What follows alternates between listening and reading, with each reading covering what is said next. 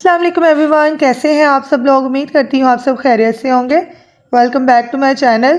आज मैं आप सबके लिए लेके आई मज़ेदार सी चटनी की रेसिपी, जिसको बनाने के बाद आप इसके फ़ैन हो जाएंगे।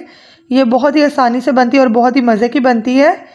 इसको बनाने के लिए यहाँ पे मैंने 4 अदद मीडियम साइज़ के टमाटर लिए हैं, 2 मैंने छोटे प्याज लिए हैं और 1 लहसुन लिया है।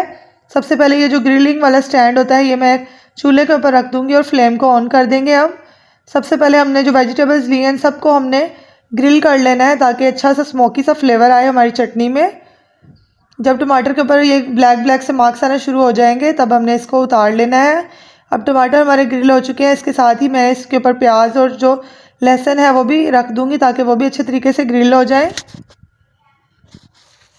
अगर आप चाहें तो आप वैसे भी बना सकते हैं, बगैर ग्रिल किए चटनी वैसे भी मज़े की बनती है, लेकिन इस तरह से बहुत ही मज़े का इसका टेस्ट आता है।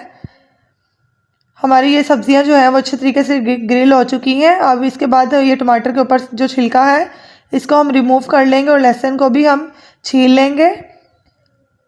ये देखिए, मैंने सारे टमाटर और लहसुन को छील लिया है। अब इसके साथ जो हमें चीज़ें चाहिए, उसमें मैंने 4 अदद हरी मिर्चें ली हैं, ये तीखी वाली हरी मिर्चें हैं, और थोड़ा सा मैंने धनिया लिया है और थोड़ा सा मैंने पुदीना लिया है।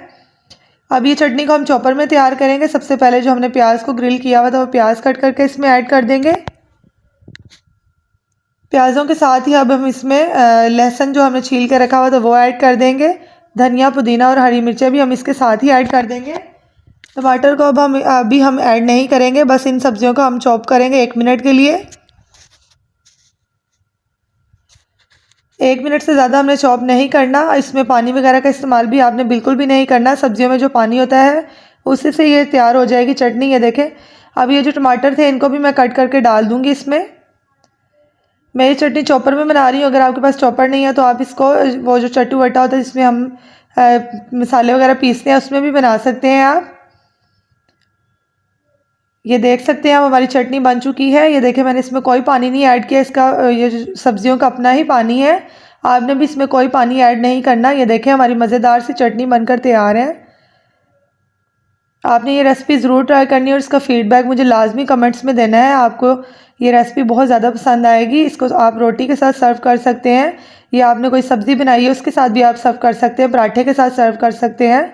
ये बहुत ही मज़े की लगती है। जो लोग मेरी इस रेसिपी को देख रहे हैं वो मेरी वीडियो को लाजमी लाइक करें और चैनल को सब्सक्राइब भी कर दिया करें। इसमें मैंने ½ टीस्पून नमक का शामिल किया है और इसको अच्छे तरीके से मिक्स कर लेंगे। इसमें और भी कोई स्पाइसेस नहीं जाएंगे। उम्मीद करती हूँ मेरी रेसिपी आपको अच्छी लगी होगी। मिलते हैं नेक्स्ट रेसिपी के लिए, तब तक के लिए अल्लाह हाफिज़।